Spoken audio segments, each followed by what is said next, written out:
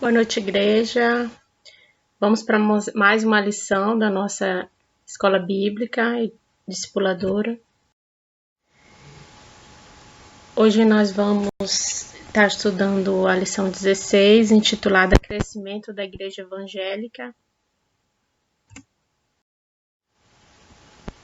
O texto básico dessa lição está no livro de Atos, capítulo 2, de 42 a 47. E o devocional está em Atos 11, 19 e 26. O versículo-chave está em Atos 9, 31, que diz o seguinte: A igreja, na verdade, tinha paz por toda a Judéia, Galiléia e Samaria, edificando-se e caminhando no temor do Senhor, e no conforto do Espírito Santo crescia em números.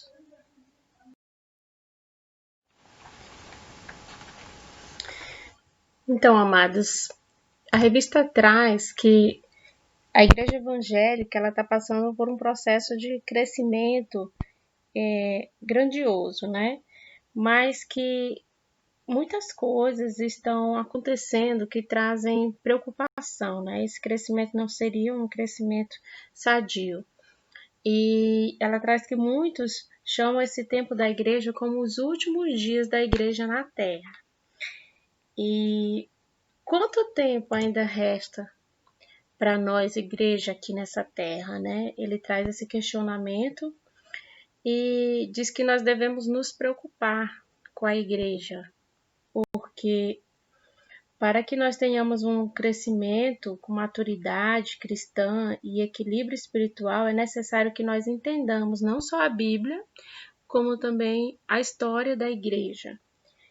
Porque muitos hoje veem a igreja como um grande negócio.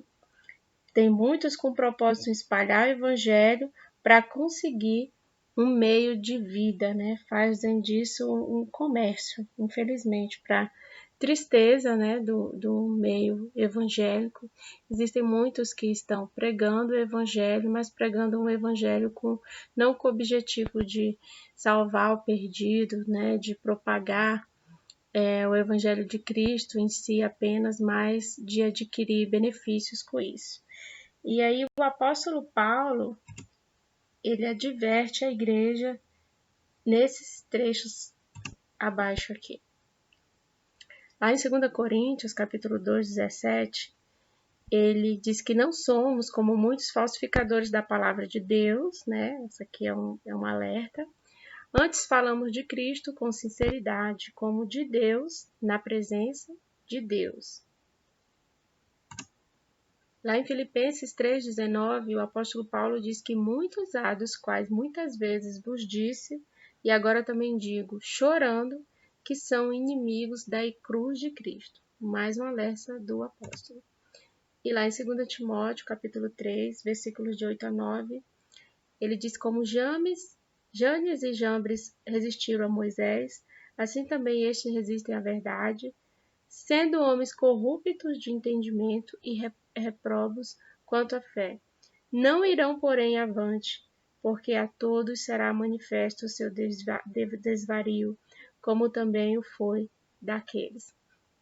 Então, são os alertas que a Bíblia traz para que nós tenhamos o cuidado com a Igreja do Senhor, cuidado com o Evangelho e com a palavra verdadeira que existe no Evangelho de Jesus Cristo. Vamos ao nosso primeiro tópico, intitulado O que é o crescimento da igreja local? Então, a gente pode medir o crescimento da igreja local, primeiramente pela membresia, né, pelo crescimento de membros, por novas congregações e especialmente pelo crescimento do corpo, né, do corpo de Cristo, que é a igreja do Senhor, propriamente dita. O crescimento do corpo de Cristo é o resultado da proclamação das boas novas do Senhor Jesus Cristo somado à persuasão para que as pessoas evangelizadas, né, os que ouviram a palavra, venham a ser seus discípulos e membros responsáveis da sua igreja, né? Não basta ser membro, mas temos que ser membros responsáveis com a igreja, comprometida com a igreja do Senhor.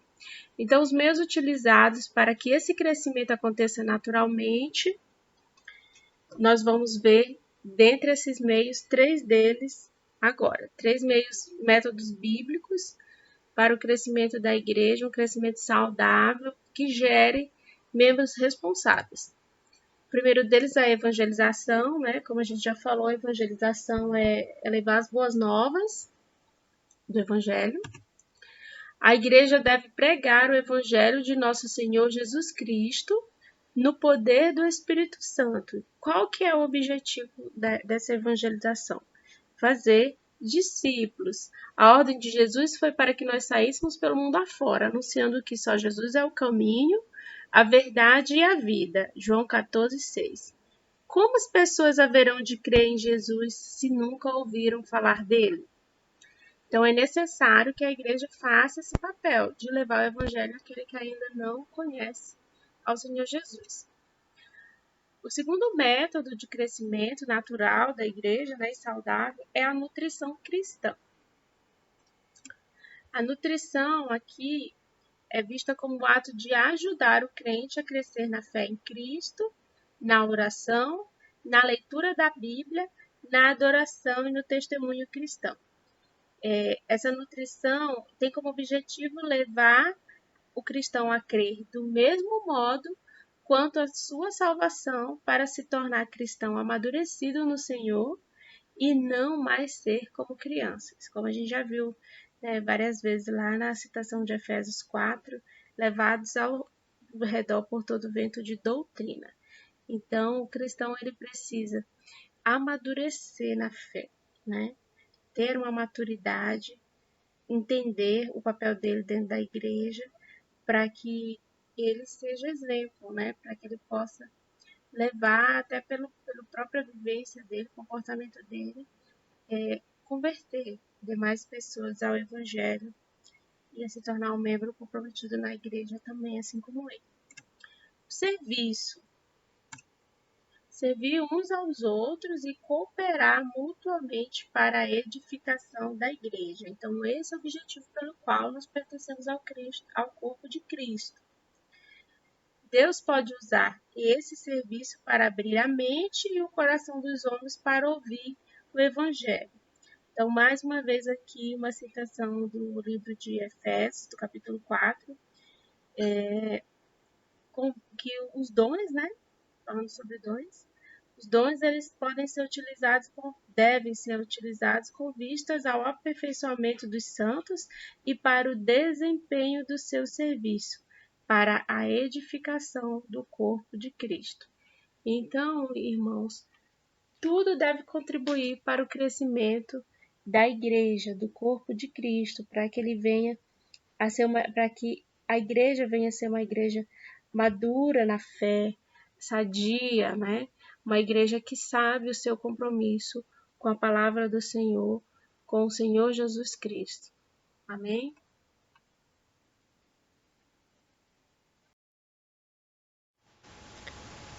O item 2, ele vai nos apresentar os níveis de crescimento da igreja de acordo com os exemplos que nós temos, o relato que nós temos lá no livro de Atos, capítulo 2. Não há como sustentá-los da Bíblia certos ensinos que têm entrado em nossas igrejas no afã de ver a igreja crescendo. Há exageros em alguns ensinamentos relativos à maldição hereditária, nas áreas da guerra espiritual, há exageros na teologia de domínio, na teologia da prosperidade, na teologia de curas e milagres. O que se nota em alguns casos é que há uma grande diferença entre o evangelho pregado hoje e o evangelho da igreja apostólica, lá de Atos 2, 42 a 47. E aí nós vamos agora conhecer como essa igreja lá, a igreja primitiva, como que ela crescia.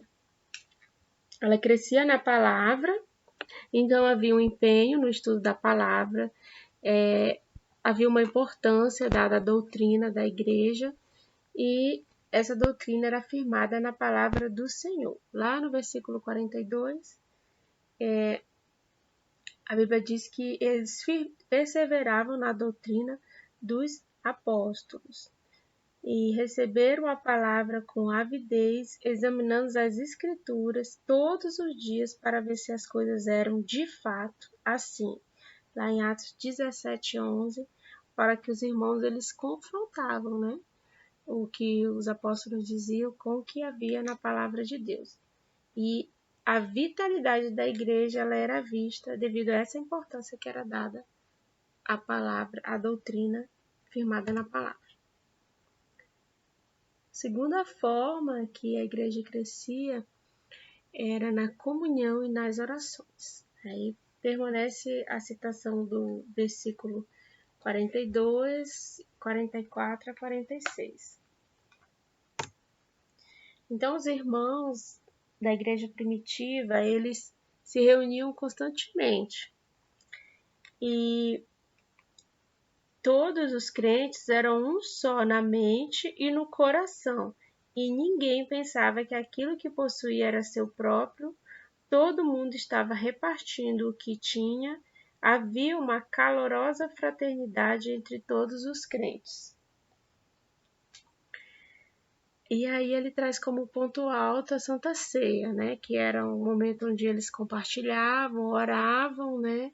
Repartiam o pão, né? Que era o momento do memorial, pela o que Jesus tinha deixado determinado para que eles fizessem. O terceiro ponto de crescimento era a adoração, Atos 2:47.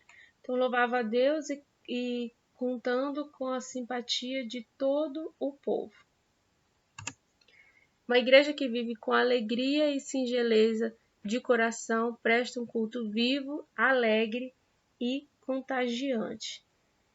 E aí a revista traz uma reflexão para a gente, né? Como tem sido a adoração da igreja nas nossas reuniões públicas? É uma adoração espiritual e verdadeira? Porque quando a igreja adora verdadeiramente a Deus, ela cresce. E a consequência, né, desse crescimento na palavra, na comunhão, na oração e na adoração é o crescimento em números. Então, lá no versículo 47, a Bíblia nos diz que acrescentava-lhes o Senhor dia a dia aos que iam sendo salvos. Enquanto isso, né? Então, enquanto tudo isso acontecia, a consequência era que o Senhor ia acrescentando aqueles que iam sendo salvos à igreja.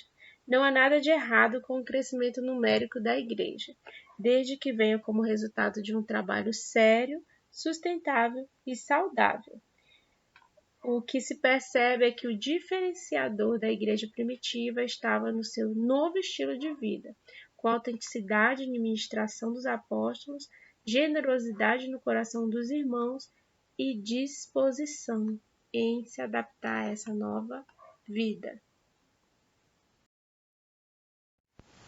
O terceiro ponto da revista vai nos apresentar outras formas de crescimento da igreja, né? Então, resumidamente, evangelizar seria levar os famintos até o pão e levar o pão da vida até os famintos. Segundo Bruce L. Shelley, a tarefa do pregador é fazer com que a demanda e o suprimento se encontrem. E aí ele traz três formas da igreja crescer que são consideradas bíblicas. Algumas delas. Seria o crescimento por conversão. Aí também tem a referência de Atos 2:41, né? Quando os irmãos eles confessavam seus pecados, eram batizados, né? Então, cremos que quando uma pessoa vê a Jesus, abrindo-lhe o coração, recebendo-o como seu Senhor e Salvador, ela passa pela experiência do novo nascimento, que é o batismo, né? A conversão.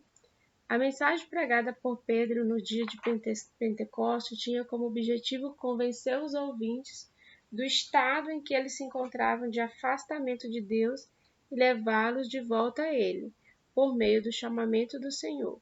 O alvo da mensagem de Pedro era convencer a consciência deles do erro. Então, lá em Atos 2,41, eles deram 3 passos, né? Foi o arrependimento, a confissão de fé em Jesus e a consequência disso foi a participação, a comunhão na igreja do Senhor. Então, com isso, a igreja cresceu. Outro crescimento é o crescimento espiritual. Após elogiar a fé, o amor e a esperança da igreja de Tessalônica, Paulo mostra como aquela igreja estava se desenvolvendo. É progressivo o crescimento espiritual da igreja na visão do apóstolo. Ele diz, de sorte que vos tornaste um modelo para todos os crentes. Então, você percebe o crescimento espiritual de uma igreja, dos membros da igreja, quando eles se tornam modelo para os demais. E olha aqui a responsabilidade que cada um de nós temos, né? Todo cristão que deseja crescer espiritualmente deve deixar que sua vida transborde de pleno conhecimento da vontade, da sabedoria e entendimento espiritual. Colossenses 1, 9. E o apóstolo ainda diz mais, frutificando em toda boa obra e crescendo no pleno conhecimento de Deus. Colossenses 1, 10. Então, irmãos, para que a igreja cresça, os membros da igreja, eles têm que se deixar, né, aprender, né, buscar o conhecimento da palavra de Deus, buscar o conhecimento da vontade de Deus para a vida deles, para que eles adquiram a sabedoria que vem do Senhor e o entendimento da vontade de Deus. Crescimento por expansão. Esse crescimento se dá quando os membros da igreja experimentam o gozo de sair das 4 paredes do templo para ganhar almas para Jesus. Então, é quando você sente esse desejo, a necessidade de buscar pessoas para estar ali fazendo parte do corpo do Cristo. É cumprir o ID, né? Pregar o evangelho onde Cristo ainda não foi anunciado.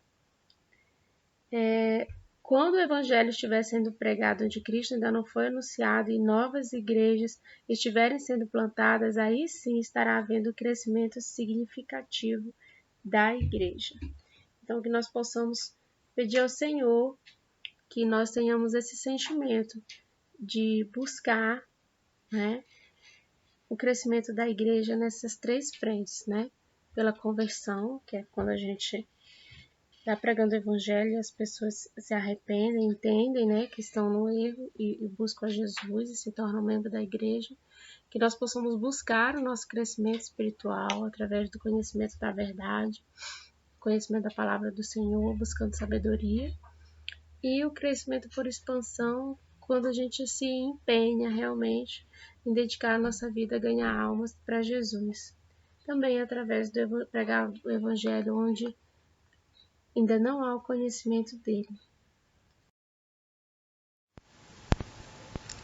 Chegamos aqui à nossa conclusão. E essas formas de crescimento que a gente viu, irmãos, elas têm que operar juntas, né? Elas não têm que ser isoladas, nem devem ser isoladas, né? E qual que é o objetivo? Alcançar os seguintes crescimentos: qualitativo, que ele vem através do crescimento espiritual, né? Que é o conhecimento da palavra e também do amadurecimento, né? Do cristão, do membro da igreja, e o membro sendo exemplo para os demais. Crescimento orgânico, ele vem falar de estrutura, né? Que é o crescimento de plantação de novas igrejas, né? Crescimento da liderança também e o bom andamento da igreja. E aí a consequência desse crescimento qualitativo e orgânico é o crescimento numérico, né?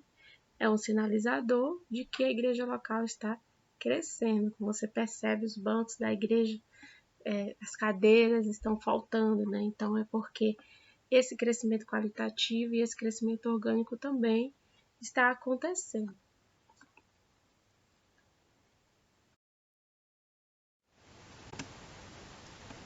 Para a gente finalizando a nossa conclusão, o diferenciador da igreja estava no seu estilo de vida, da igreja primitiva. Havia autenticidade na ministração dos apóstolos, generosidade no coração dos irmãos e disposição em se adaptar a essa nova vida que o cristão buscou, né? Aceitou, desejou, ninguém obrigou ele a seguir essa nova vida. Você acredita que a nossa igreja se sobressai na sociedade por possuir esses 3 diferenciais em seu estilo de vida? Você concorda que todos os métodos adotados hoje para promover o crescimento da igreja são bíblicos? Quais vantagens e desvantagens dos métodos utilizados hoje para promover o crescimento da igreja em relação aos utilizados pela igreja primitiva para que haja um crescimento saudável? Você considera perigosa a adaptação do conteúdo da mensagem cristã ao espírito da época para promover o crescimento da igreja? É tarefa de todo membro promover o crescimento da igreja, mas, antes, crescer na graça e no conhecimento de nosso Senhor e Salvador Jesus Cristo. 2 Pedro 3,18. Somente assim, irmãos, crescendo na graça e no conhecimento do nosso Senhor, né, da vontade de Deus para nossas vidas e para a igreja, é que a igreja vai crescer de modo saudável, né, de modo a agradar ao nosso Deus. Então, que nós possamos pedir ao Senhor que Ele venha nos ajudar nessa tarefa que é a missão da nossa igreja. Pai amado, Pai querido, nós te louvamos e glorificamos por essa lição, Senhor, pela Tua palavra em nossas vidas, que nós possamos, ó Deus, adquirir o conhecimento necessário enquanto Teus filhos, enquanto Teus servos, enquanto membros da igreja do Senhor, para que a igreja possa crescer, ó Pai, espiritualmente, nós possamos ter, ó Deus, maturidade necessária para estar pregando o Teu Evangelho, para estar administrando a Tua igreja, administrando aquilo que o Senhor confiou a nós, Senhor, para estar também recebendo os irmãos que estão chegando na nossa igreja, para estar buscando, ó Pai, aqueles que ainda não ouviram falar de Ti, Senhor. Auxilia-nos, ó Pai, nessa missão, nessa tarefa tão importante para Ti, Senhor, e que também deve ser importante para nós, ó Deus. Tende misericórdia, ó Deus, perdoa-nos as vezes em que nós negligenciamos, ó Pai, a Tua igreja, que nós negligenciamos o Teu chamado, Senhor. Ajuda-nos diariamente na nossa missão e não permita que venhamos a desanimar ou cansar dela, ó Pai, é o que nós te pedimos, em nome do Senhor Jesus. Amém.